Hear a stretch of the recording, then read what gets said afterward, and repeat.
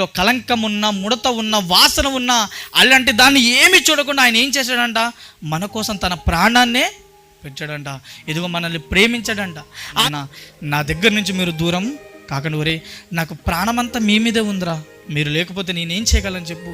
ఈ దేవదూతలు ఎంత నన్ను పొగిడినా, వీళ్ళు గాన ప్రతిగానాలు ఎంత చేసినా, కానీ వీటి వల్ల నాకు ఆనందం లేదర్రా, మీరు రావాలన్నదే నా ఆనందం.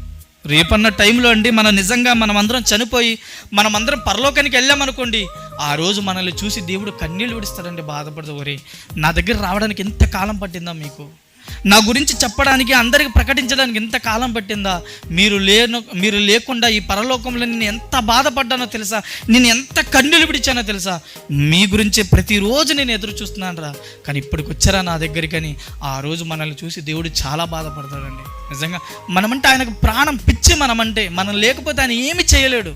ఇంతగా మనల్ని ప్రేమిస్తున్నప్పుడు, మన మీద అంతగా ఆశ పెట్టుకున్నప్పుడు మనం దేవుని కోసం ఏం చేయాలి చెప్పండి? ఈరోజు దేవా నా ప్రాణం పోయినా పర్వాలేదు, నీ గురించి నేను బ్రతుకుతానని మనలో ఎంతమంది అనుకుంటున్నాను చెప్పండి?